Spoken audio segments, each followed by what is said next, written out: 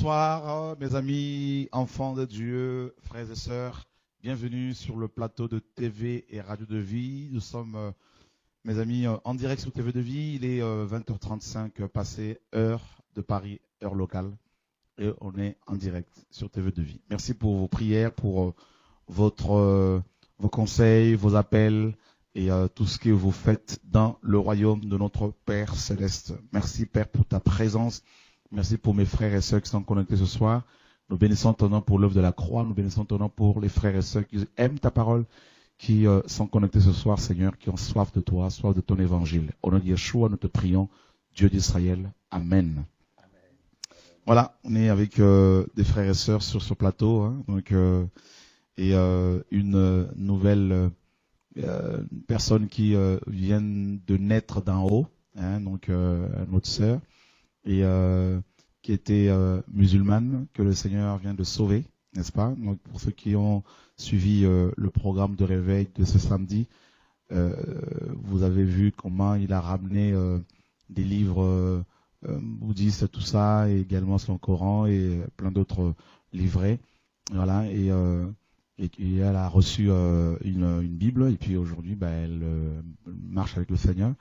Et voilà, nous voulons vraiment l'accueillir avec joie au nom de Yeshua. Voilà, bonsoir. Voilà, le micro est là, je crois que c'est allumé. Comment vas-tu? Ça va, merci. Gloire à Dieu. Alors les frères et sœurs te regardent juste là, sur cette caméra-là. Et comment ça se passe alors cette nouvelle vie avec le Seigneur Jésus-Christ? C'est juste incroyable en fait, tout ce qui m'arrive depuis le 29 mai. D'accord. Je réalise à quel point j'étais perdue et que j'ai passé quand même des années dans le désert. Et là, j'ai juste une envie, c'est de rester dans ce chemin parce que sans Dieu, est-ce qu'il me pardonnera déjà de retourner dans le monde? Ça, c'est sûr que non. Parce qu'il m'a quand même protégée pendant 5 ans et bien plus. Et j'ai pas envie de perdre tout ça. Amen. Donc voilà. Gloire à Dieu. Gloire à Dieu. Puis il y a d'autres frères et sœurs qui sont là et on va peut-être revenir sur toi plus tard. Et voilà, on a aussi un frère qui nous vient de la Guadeloupe et qui vit à Saint-Martin. C'est cela, bonsoir. Je crois que ton micro n'est pas allumé. Voilà, il faut que ce soit vert. Voilà. Oui, bonsoir. Je m'appelle Frère Yannick. Effectivement, je viens de Guadeloupe. Et je suis donc résident à Saint-Martin depuis quelques années. Et je suis de passage donc en France, métropolitaine. Et c'est un grand plaisir pour moi d'être là. Il y a beaucoup de frères et sœurs de Saint-Martin qui sont connectés ce soir. Tout à fait, oui. Voilà. Voilà, que Dieu soit béni, en tout cas, soit le bienvenu. Que le Seigneur soit béni. D'un état de santé me permet de partager la parole. D'accord. Donc c'est extraordinaire. Que Dieu soit béni. Amen. Voilà, on a aussi un frère qui nous vient de loin, de Brazzaville. Bonsoir. Que beaucoup connaissent déjà parce que le 21 décembre 2012, il était là, c'est avec nous. Porteur du drapeau de la République du Congo à cette occasion. Ouais. Toujours un plaisir d'être là. Amen. Je veux bénir le Seigneur ce soir parce que c'est un miracle. Je devais normalement passer par Addis. J'ai demandé au Seigneur... Par Addis Abeba. Par Addis Abeba. La capitale éthiopienne. Voilà. J'ai dit au Seigneur que j'avais une forte envie de communier avec les frères et Dieu a fait grâce pour que je transite par Paris. Que son nom soit béni. Amen. Gloire à Dieu. Alors, on a aussi une sœur, bien sûr. Bonsoir. Donc, qui est aussi touchée par le message. Bonsoir. Oui, c'est vraiment génial ce que le Seigneur fait. Il touche les cœurs, même les plus difficiles, et c'est une grâce. C'est une grâce que Dieu nous accorde. Et le message te touche, t'encourage, tout ça, te fait du bien? Oui, ça me touche, ça m'encourage. Et même des personnes à qui je parle, pas forcément directement, viennent me remercier pour le message que j'apporte. Je dis que c'est une grâce du Seigneur, je ne suis qu'une servante inutile. Donc, voilà, que le Seigneur soit béni. Et comment ça se passe à Saint-Martin avec les églises? Alors, bon, il y a je dirais qu'il y a un désir de revenir à la parole, à la simplicité de la parole, l'évangile, et puis que les églises se battent, elles essayent de rester dans la pureté de la parole, même si c'est pas tout le temps facile, je pense. Et puis je pense qu'il y a aussi il faut qu'on soit aussi dans la sincérité, dans la parole, devant le Seigneur. Il y a des hauts, il y a des bas aussi. Voilà. Donc je pense qu'il faut que ça soit une prise en charge qui soit efficace, effective, qu'on revienne à l'évangile, ce que de toute façon, ce que tu prêches comme message. Il y a des frères qui sont des trompettes et qui sonnent. Voilà. Donc il faut continuer à sonner. Il faut le faire aussi là-bas, sur place. Il faut le faire sur place. Je pense que tu le fais déjà. À mon niveau, oui. D'accord. Autant que possible. Que Dieu soit béni en tout cas. Amen. Voilà, frères et sœurs, nous vous avons promis de parler sur la fin de temps et sur les derniers temps ou les derniers jours. Donc, ce sont des expressions qui, bien sûr, sont différentes. Elles ne sont pas... Et, parce qu'il y a souvent une confusion entre la fin de temps et les derniers jours. Voilà. Et on va tout au long de cette émission essayer d'expliquer un peu et, ce que c'est. Voilà. Nous sommes on va d'abord parler de la fin des derniers jours. Hein. Donc, essayer d'expliquer un peu ce que c'est. Nous sommes dans Genèse 49. Genèse 49, nous lisons le verset premier. Le verset premier. Jacob appela ses fils et dit: assemblez-vous et je vous annoncerai ce qui arrivera dans les derniers jours. N'est-ce pas? Et alors, je ne sais pas, Laurent, si on peut avoir le tableau. Je sais que je vous embête de temps à autre. Voilà, donc je vous annoncerai ce qui arrivera dans les derniers jours. Alors, dans la plupart des versions de la Bible que vous avez, et cette expression, le mot hébreu traduit par dernier jour n'a pas été correctement traduit dans vos versions en fait. Donc ça a été traduit par dans la suite de temps. Et alors que c'est pas ça. C'est les derniers jours. Voilà. Et c'est ce que nous allons d'abord expliquer ce soir. Donc nous allons parler des derniers jours et de la fin de temps. Et voilà. Donc prenez bien un stylo si vous le pouvez avec un cahier. Si vous êtes chez vous pour noter, et vous pouvez éventuellement, si vous le souhaitez, nous appeler pour nous poser vos questions. Voilà. Donc, Jacob, donc, avant de mourir, il se trouvait bien sûr en Afrique, ici, faut le souligner. Il se trouvait en Afrique, il se trouvait en Égypte. Il savait que son heure était venue. Et avant de mourir, il va, n'est-ce pas, rassembler ses 12 princes, ses 12 enfants. Et il leur dit: et je vous annoncerai ce qui arrivera dans les derniers jours. Voilà. Donc Jacob était bien sûr prophète. Parce qu'on ne peut pas annoncer les choses de futur, de l'avenir, les choses à venir, si on n'est pas prophète, si on n'a pas reçu l'esprit prophétique, donc le Saint-Esprit. Et il va dire au verset 2, rassemblez-vous et écoutez, fils de Jacob, écoutez Israël, votre père. Alors, c'est très intéressant ce que Jacob dit ici dans le verset 2, à la fin, donc la dernière phrase, écoutez Israël, votre père. En hébreu, Shema Israël, n'est-ce pas? Donc, beaucoup savent ce que c'est le Shema Israël. Le Shema Israël, Adonai Eloheinu, Adonai Echad, n'est-ce pas? Donc, c'est la foi, la confession de foi dans le judaïsme. Voilà, donc cette prière, on la retrouve dans Deutéronome 6, verset 4, où Moïse disait aux enfants d'Israël, Shema Israël, Adonai Eloheinu, Adonai Echad. Et écoute Israël, l'Éternel, notre Dieu, l'Éternel est un. Voilà, donc c'est Jacob qui va, n'est-ce pas, initier ses enfants à cette prière. Et Yeshua, notre Seigneur, dans Marc chapitre 12, lorsqu'on va lui poser la question une question par rapport au salut par un homme riche, et le Seigneur dira, voici ce que la loi dit, Shema Israël, Adonai Eloheinu, Adonai Echad. Écoute Israël, l'Éternel, notre Dieu, n'est-ce pas, l'Éternel est un. Yahweh, notre Dieu, Yahweh est un. Ou encore, le Seigneur, donc Adonai, notre Seigneur est un.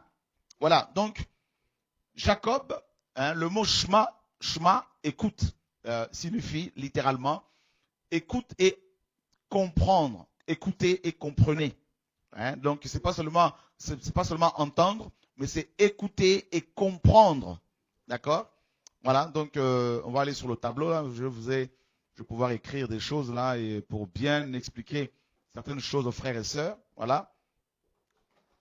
Voilà, merci. Merci Mike. Alors, je pense que c'est Shema, donc c'est écouter et comprendre. Ou encore saisir, n'est-ce pas? Donc, vous inquiétez pas, on va bien fixer le tableau là. Hein, Shema, écouter et donc comprendre. Et parce que je donne un exemple. Si je dis en lingala, hein, qui est la langue parlée au Congo-Kinshasa, yaka, par exemple, tout le monde entend yaka, d'accord? Mais tout le monde ne comprend pas. Donc on peut entendre un son et ne pas le comprendre, ne pas le saisir. Et donc Shema signifie entendre et comprendre, écouter et comprendre, saisir le message. Donc Jacob voulait absolument que ses fils, ses 12 fils, entendent et comprennent son message concernant les derniers jours. Qu'est-ce qu'on peut comprendre par là? Jacob voulait nous faire comprendre que, notamment à ses enfants, qu'il est important aux hommes qui veulent servir le Seigneur, qu'il est important aux chrétiens de comprendre et de saisir, n'est-ce pas, les choses, les événements qui vont se dérouler dans les derniers jours.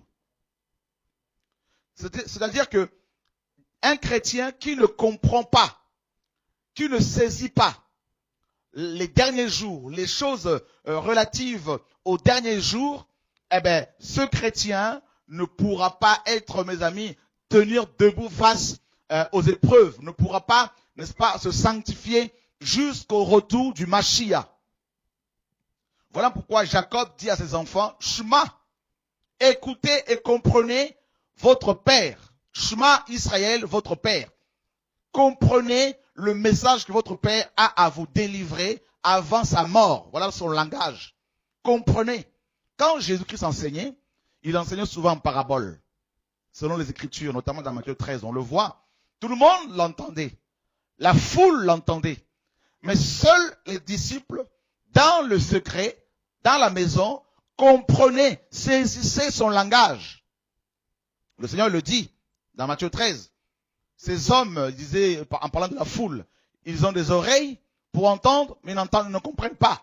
Ils ont des yeux pour voir, mais ils ne voient pas. Cela veut dire quoi? On peut voir certaines choses et ne pas, n'est-ce pas, comprendre ce que l'on voit. Voyez, donc, Jacob voulait vraiment que ses enfants saisissent les derniers jours, comprennent ce que c'est le temps, l'horloge de Dieu, comprennent, mes amis, ce que c'est le plan de Dieu concernant leur futur. Voyez?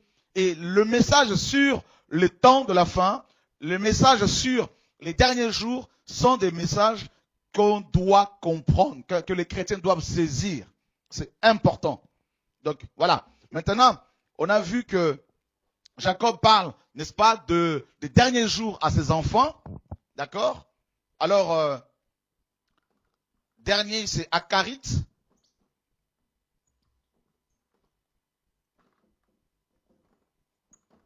Akarit en hébreu, qui signifie extrémité. Dernier, n'est-ce pas, dans une série de choses. D'accord? Et son équivalent grec, c'est eschatos. Eschatos, qui signifie pareil, la même chose. Et dernier, dans la série des événements. Donc, extrémité. Donc, vous avez par exemple dans le Nouveau Testament, dans Matthieu 28, quand le Seigneur dit qu'il faut annoncer l'évangile jusqu'aux extrémités de la terre. D'accord? Donc, le mot extrémité, extrémité, c'est eschatos en grec. D'accord? Et vous avez aussi, il y a plusieurs endroits en fait dans le Nouveau Testament où il est question d'eschatos et qui a donné eschatologie, bien sûr, les enseignements ou le discours relatif aux événements concernant la fin de temps ou encore les derniers jours, plutôt je dirais les derniers jours. Donc là, Jacob annonce des événements concernant les derniers jours. Et Akarite, n'est-ce pas? Yom. Donc Yom, bien sûr, c'est le jour. Hein? Donc Yom, c'est le jour, comme Hermera en grec. Donc le jour.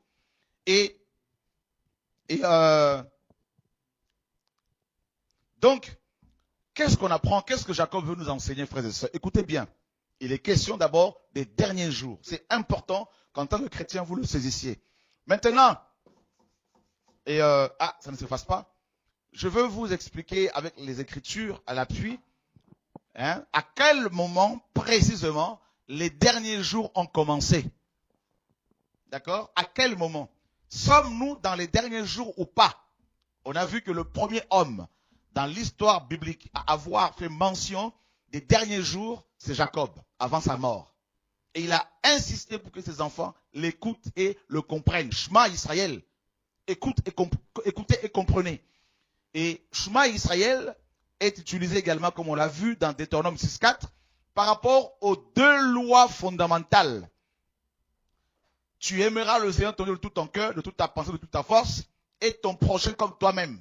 Ces deux lois résument l'ensemble de la loi biblique, divine. Et avant de donner ces lois aux Hébreux, Dieu les a invités à écouter et à comprendre.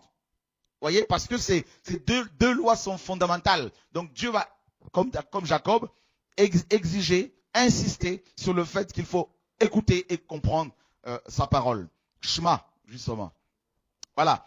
Donc, et qu'est-ce qu'on apprend également ici dans Genèse? Jacob va commencer à prophétiser sur le futur des 12 tribus d'Israël. Il va déclarer des paroles qui vont s'accomplir plus tard, n'est-ce pas, en Israël. Et à quel moment les derniers jours ont réellement commencé? Alors, je ne dirais pas dernier temps, mais le dernier jour, parce que rappelez-vous bien que en hébreu, jour, c'est yom, n'est-ce pas? Et en grec, c'est hermera. Donc, c'est pas temps, mais c'est vraiment jour, c'est pressé jour, dernier, n'est-ce pas? Et dans une série des événements. Alors, nous sommes dans Joël chapitre 2.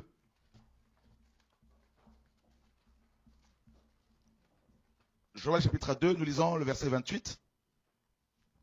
Après cela, je répandrai mon esprit sur toute chair. Vos fils et vos filles prophétiseront, vos vieillards auront des songes, et vos jeunes gens des visions. Même sur les serviteurs et sur les servantes, dans ce jour-là, je répandrai mon esprit. Voyez? Donc, dans les Écritures, quand vous avez les expressions en ce jour-là, en ce moment-là, en ce temps-là, hein, par rapport au futur, sachez que vous avez affaire ici au temps messianique. D'accord? Donc, les derniers jours concernent, bien sûr, les temps messianiques. Donc, les derniers jours font référence à la personne de Yeshua. D'accord?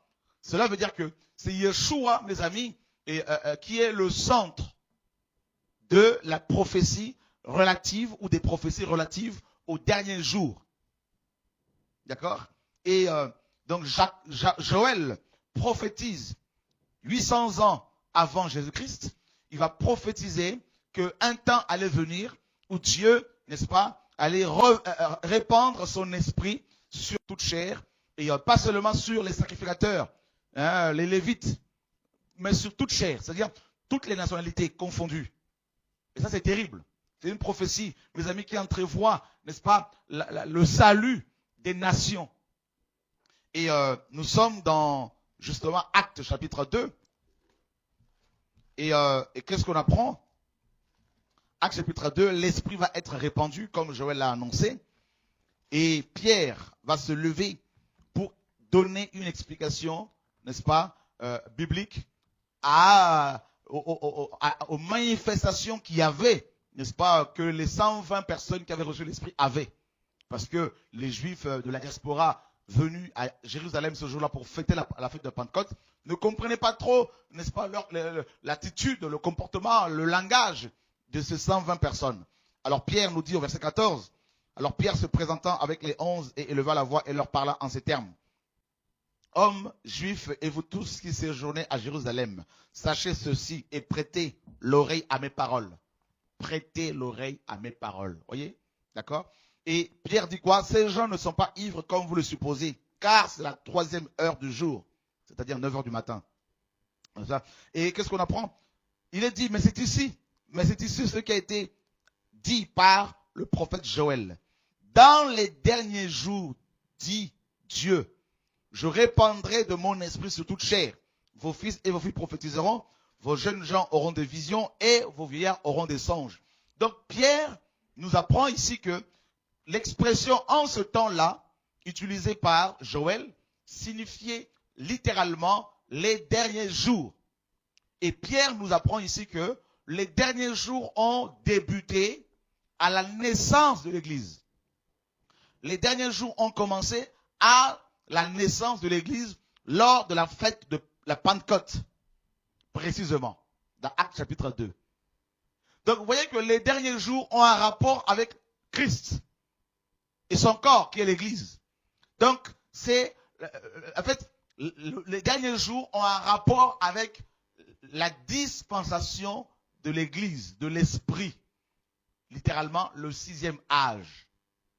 La 6e dispensation.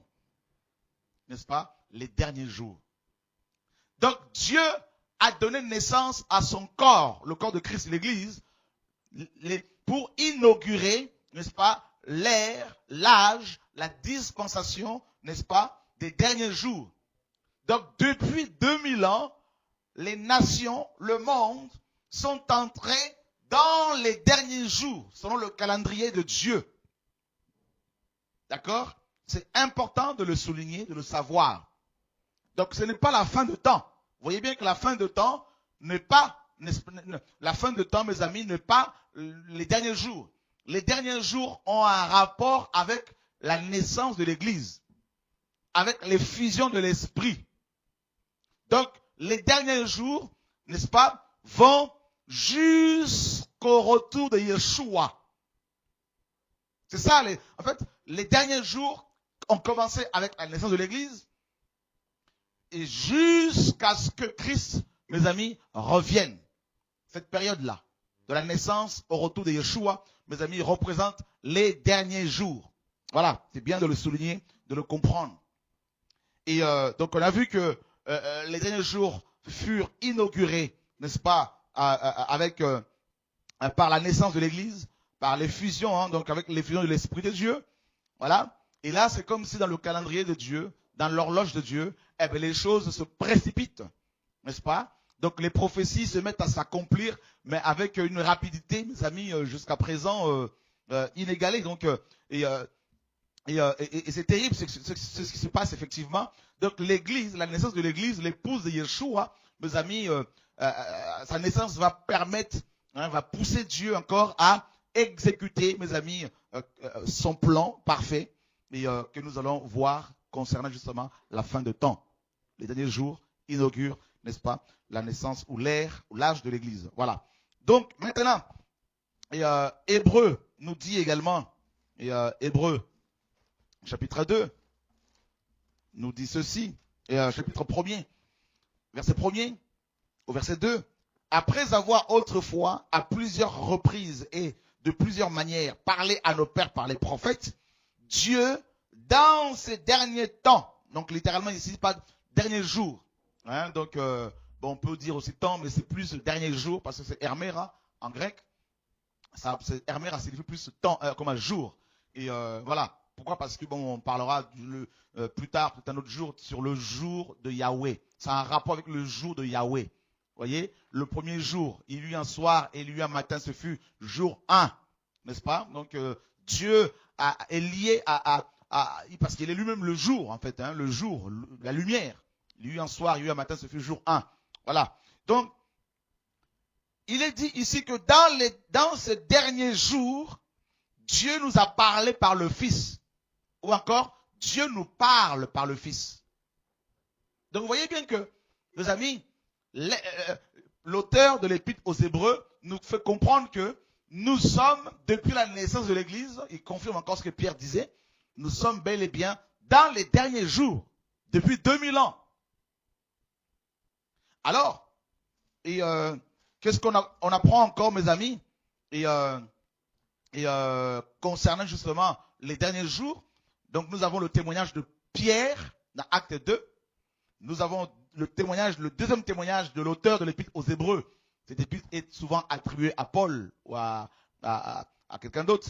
Mais en tout cas, ce qui est sûr, c'est que nous avons déjà 2 témoins.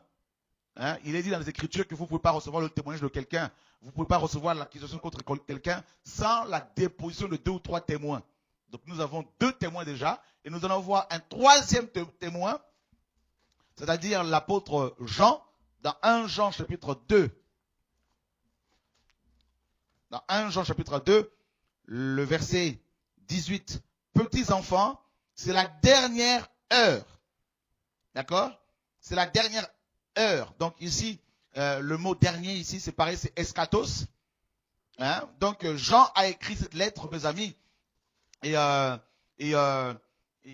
avant, bien sûr, et après, bien sûr,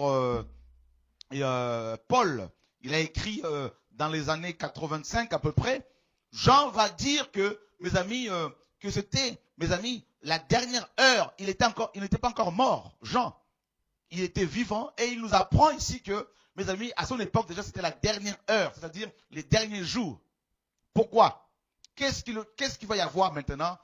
Quels sont les événements qui sont censés avoir lieu dans ces derniers jours, inaugurés par l'Église, la naissance de l'Église? On apprend dans 1 Jean ici que il y aura, bien sûr, plusieurs antéchrists. Et c'est déjà le cas. Plusieurs antéchrists vont venir. Et ça a commencé depuis la naissance de l'Église. Et Jean nous dit que ça va aller grandissant. Le nombre d'antéchrists va de plus en plus, mes amis, s'agrandir. Et c'est exactement ce que nous sommes en train de vivre. Jusqu'au retour de Jésus, jusqu'à l'enlèvement de l'Ecclésia, eh bien, les antéchrists viendront en grand nombre. Ils vont de plus en plus, mes amis, le nombre de ces antéchrists va s'agrandir, va s'alourdir. Et on ne doit pas s'attendre à autre chose.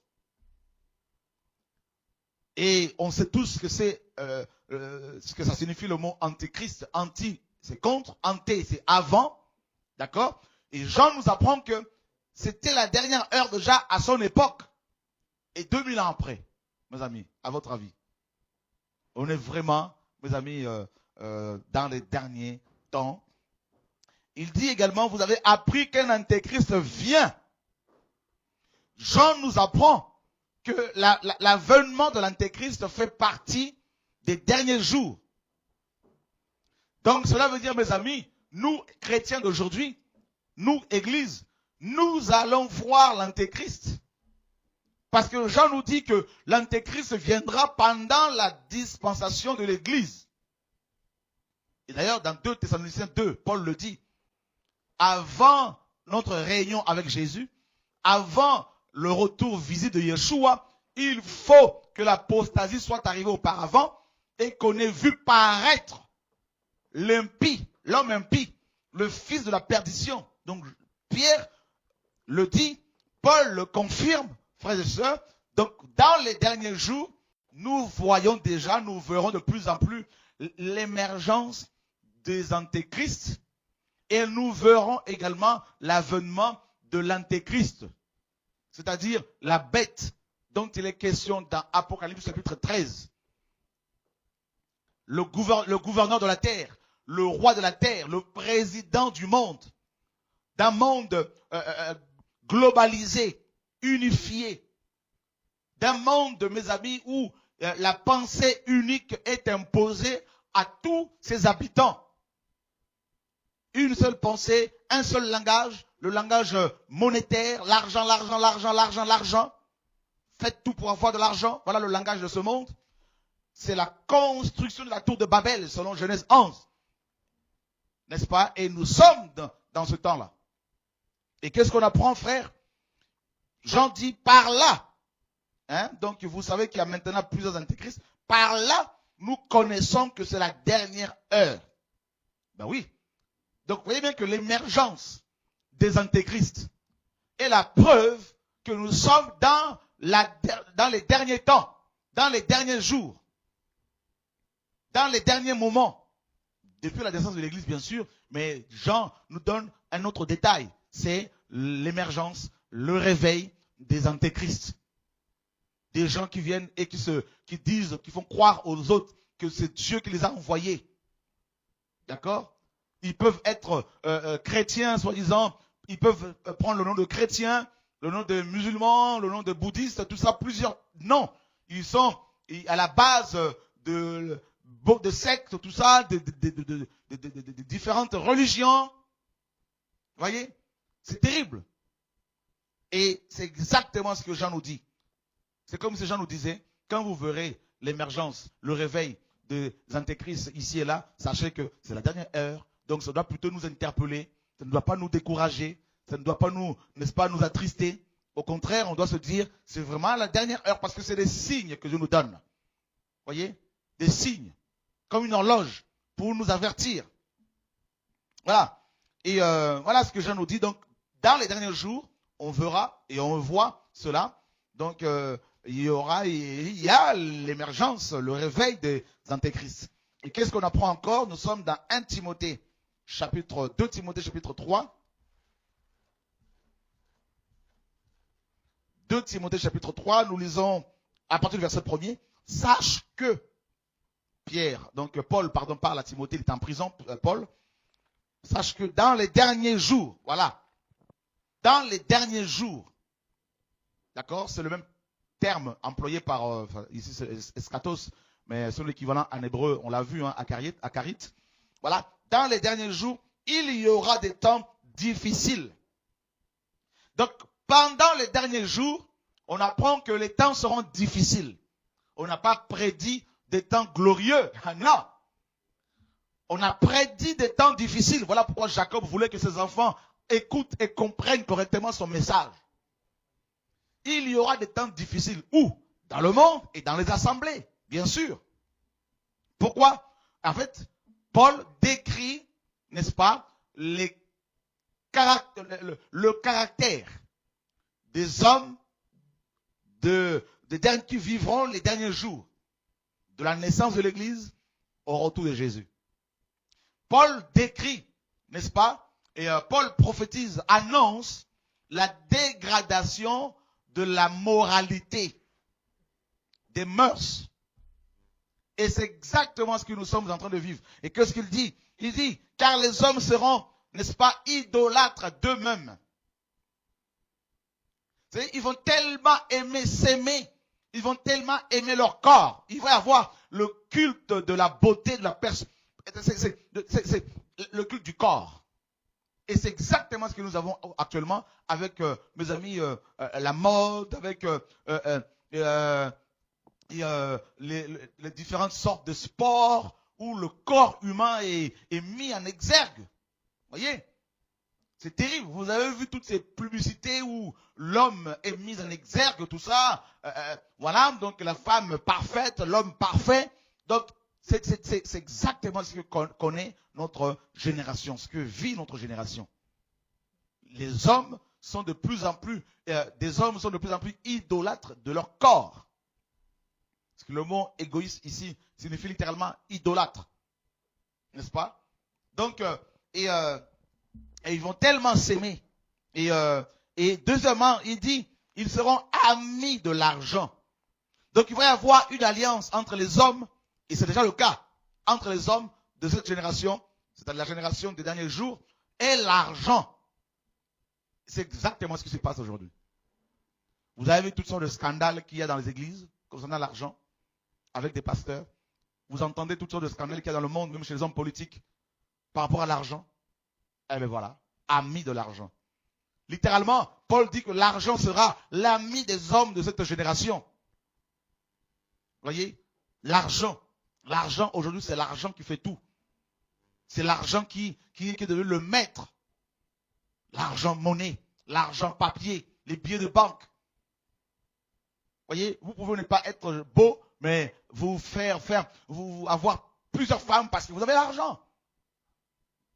Voyez, si vous avez l'argent, le racisme n'existe pratiquement plus. Parce que même les racistes, s'il y a l'argent devant eux, frère, ils oublient le racisme, de manière générale.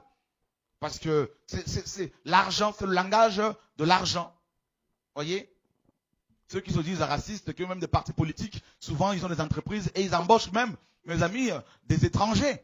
Pour vous montrer à quel point, quand il est question de l'argent, ben, tout le monde se met pratiquement d'accord, tout le monde est d'accord. Voyez, on met de côté les conflits, les idéaux, tout ça, parce que c'est l'argent qui parle. Voilà. Vous allez faire la cour à une femme pour les inconvertis, bien sûr, quand on est dans le monde. La femme va refuser, mais si vous amenez une belle voiture avec vous, ben, la femme va dire oui, en général. Ou l'homme, pareil, c'est l'argent qui parle, c'est l'argent. Voyez, et Paul nous dit que, voilà, il décrit, en fait, les caractéristiques des hommes des derniers jours. Fanfarons, hautains, blasphémateurs, rebelles à leurs parents, ingrats. Et on voit de plus en plus comment les gens sont ingrats aujourd'hui. Vous voyez les chrétiens où il y en a, vous les formez, demain ils commencent à prêcher un peu, ils deviennent ingrats. Ils oublient d'où ils sont sortis. L'ingratitude caractérise notre génération. Vous hébergez quelqu'un, la personne demain elle va avoir une maison, elle oublie d'où, par où elle est passée. Et elle vous traite de sorcier, sorcière. Voyez, l'ingratitude. Ça caractérise notre génération, frère. L'ingratitude. L'égoïsme, par exemple, je vais insister encore sur l'égoïsme. Vous avez vu ces grandes surfaces, ces grands magasins, mes amis, qui jettent des tonnes et des tonnes de denrées alimentaires, de nourriture, et qui ne veulent même pas les offrir aux SDF, aux nécessiteux. Voyez, c'est terrible. Ils préfèrent le jeter plutôt que de le donner aux gens qui sont dans les besoins. Vous voyez, l'ingratitude, l'égoïsme que connaît notre génération. Voilà, tout ça c'est décrit dans les Écritures, bien sûr, frères et sœurs.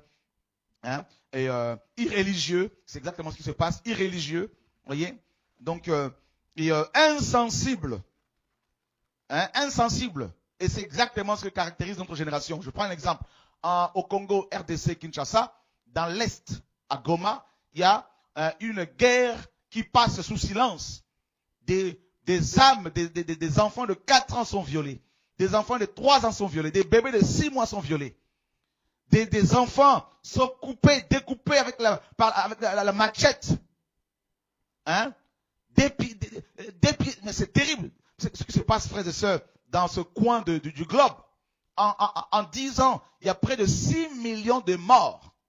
Et les médias, même européens, n'en parlent même pas. Vous voyez, frère? Les gens sont insensibles à la souffrance des autres. Insensibles. Et voilà ce que Paul a décrit. C'est terrible de voir combien on demande dans l'Est là-bas de la République RDC, on demande aux enfants de violer leur propre maman, leur mère. Voyez frère, 10 millions de morts en 10 ans. Personne n'en parle. Pourquoi? Parce qu'il y a l'or, le diamant, le cobalt, beaucoup de richesses et tout le monde trouve ça normal. Voilà. Les gens sont insensibles à la souffrance des autres. Des enfants sont tués, égorgés, mais comme ce ne sont pas leurs enfants, eh ben, on est insensible. Voilà. Alors que les grandes puissances ont les moyens de mettre un terme à ce désastre, à ces massacres. Voilà. Les hommes sont devenus insensibles. Voilà. À la souffrance des autres. Pourquoi? Parce que c'est le langage de l'argent, tout autour de l'argent, des billets qu'on va laisser quand on va mourir. Voilà. Le monde dans lequel nous sommes, c'est un monde corrompu, malade. Nous sommes dans les derniers temps, frères et sœurs. Depuis la naissance de l'Église, il y a 2000 ans, le péché ne fait que accroître, hein, s'accroître. L'iniquité ne fait que grandir. Vous voyez, comme le Seigneur le dit dans Matthieu 24, verset 14, 12 à 14. Hein, et parce que l'iniquité sera accrue, l'amour du plus grand nombre se refroidira. Et déloyaux, hein, donc c'est exactement ce qui se passe. Il n'y a plus de loyauté, les amis. Calomniateurs. Et intempérant, les gens vont te calomnier, t'attribuer des choses que tu n'as pas faites. Hein, on invente des histoires. Hein, on veut t'attribuer des choses que tu n'as pas faites. Tout ça pour te calomnier, pour te détruire, alors qu'il n'y a pas de preuve, rien. Donc c'est là, notre génération, elle est comme ça, mes amis. Et intempérant, cruel, la cruauté a augmenté, ennemis de gens de bien. Depuis la naissance de l'église, frère, si vous dites aujourd'hui que vous êtes chrétien, surtout dans notre génération, au 21e siècle, si vous dites à quelqu'un que vous êtes chrétien, vous aimez Jésus, eh bien vous allez avoir des problèmes. On va vous taxer de tout le nom, vous traiter de secte, de tout ce que vous voulez. Voilà. Donc, c'est terrible, frère, c'est terrible. Le nom de Jésus dérange. Voyez. Et on nous dit également qu'ils seront, mes amis, traîtres. Ennemis de gens de bien. Vous savez, si notre génération cherche plutôt les gens mauvais. Plus vous êtes méchant, plus tout le monde vous accepte. Si vous êtes un pasteur, vous êtes impudique, voleur, tout le monde trouvera ça normal. On va vous tendre la main de l'association. Mais si vous commencez à sanctifier votre cœur, à dénoncer le péché, on vous traitera de rebelles, antéchrist, voleurs, violeurs des femmes, impudiques, tout ce que vous voulez. Voilà, notre génération, elle est comme ça. Le Seigneur l'a dit de toute façon. Si on m'a aimé, on vous aimera. Voilà. Et Paul dit, enflé d'orgueil. L'orgueil, effectivement, caractérise notre génération, aimant le plaisir plus que Dieu. Regardez notre génération, qui fait partie des derniers jours. Regardez comment les gens aiment le plaisir plus que Dieu. Comment, vous avez vu le nombre de boîtes de nuit qui pullulent partout, frères et sœurs. La jeunesse est encouragée à aller danser à gauche, à droite, à boire, à fumer, à se saouler. Voyez, à prendre les différents types de drogues, voyez, pour atteindre le nirvana. Voyez, et c'est terrible. Cette génération, elle est vouée, mes amis, elle est vouée, elle est vendue, elle est condamnée, mes amis. Et, elle se condamne elle-même. Voyez, et c'est ça les derniers jours. Et Paul dit, ayant l'apparence de la piété, reniant ce qui en fait la force, et loin de ces hommes-là.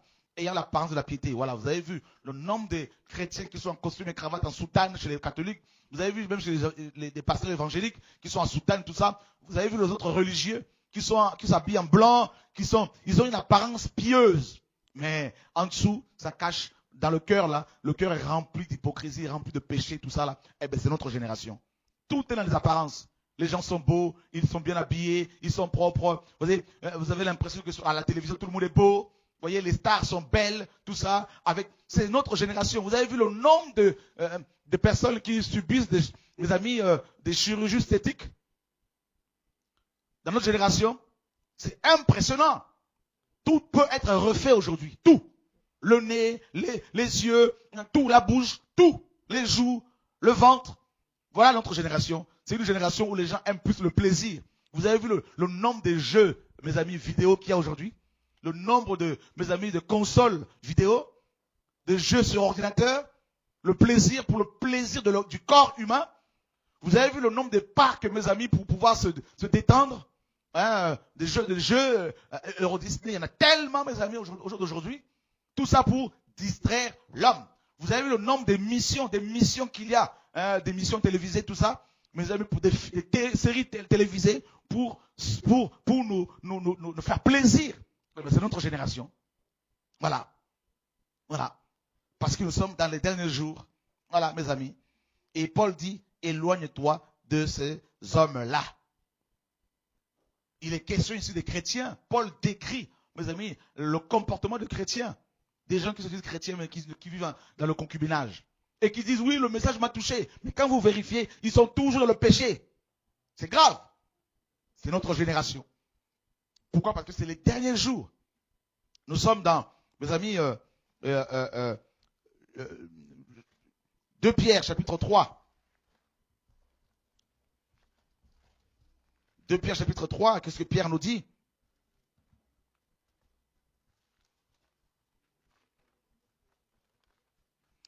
Nous lisons à partir du verset 1er.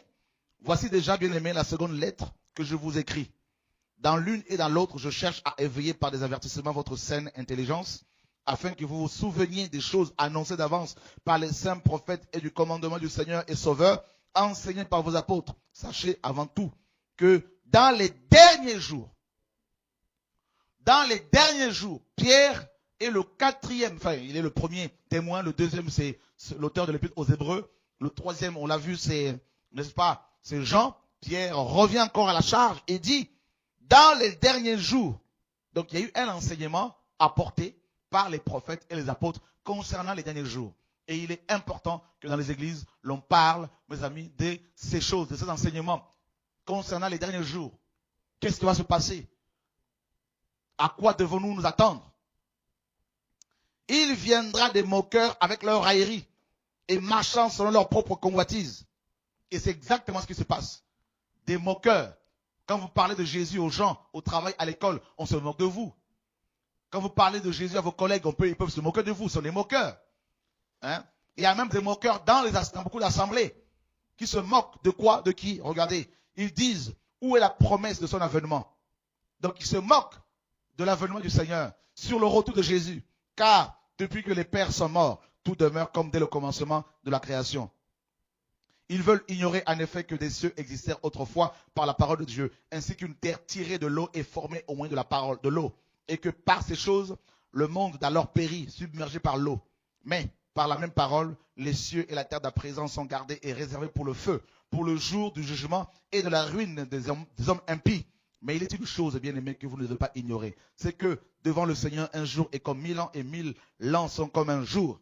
Le Seigneur ne tarde pas dans l'accomplissement de la promesse, comme quelques-uns le croient, mais il use de patience envers vous, ne voulant pas qu'aucun périsse, mais voulant que tous arrivent à la repentance. Le jour du Seigneur viendra comme un voleur. En ce jour, les cieux passeront avec fracas, les éléments embrasés se dissoudront et la terre, avec les œuvres qu'elle renferme, sera consumée. Puisque tout cela est en voie de dissolution, combien votre conduite et votre piété doivent être saintes. Attendez et hâtez l'avènement du jour de Dieu, jour à cause duquel les cieux enflammés se dissoudront, et les éléments embrasés se fondront. Mais nous attendons selon sa promesse de nouveaux cieux et une nouvelle terre où la justice habitera. Voilà ce que Pierre nous enseigne, frère. Il dit qu'il va y avoir des moqueurs, et c'est le cas. De plus en plus, des pasteurs deviennent moqueurs aujourd'hui.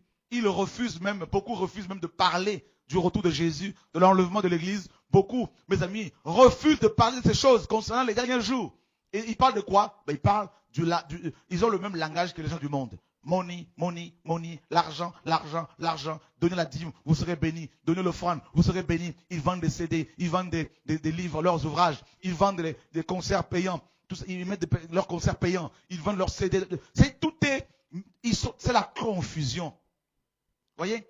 Alors, au lieu de parler des avènements, de l'avènement du Seigneur, de parler des choses concernant ce jour, mes amis, des choses relatives au dernier jour, on n'en parle pas parce que ils ont le langage du monde, ils ont le langage de la terre. Voyez, frères et sœurs, c'est grave. Et ils se moquent du jour du Seigneur. Ils ne parlent plus de l'avènement du Seigneur. Très peu en parlent. Très peu en parlent. Voyez? Et alors que dans les assemblées, on doit prendre du temps dans ces enseignements. On doit s'asseoir et enseigner là-dessus. Poser des questions, mes amis, pour que les chrétiens soient éclairés. Pourquoi? Parce que Pierre nous dit ceci dans 2 Pierre chapitre 2. 2 Pierre chapitre 2, verset 19. 2 Pierre chapitre 1, verset 19.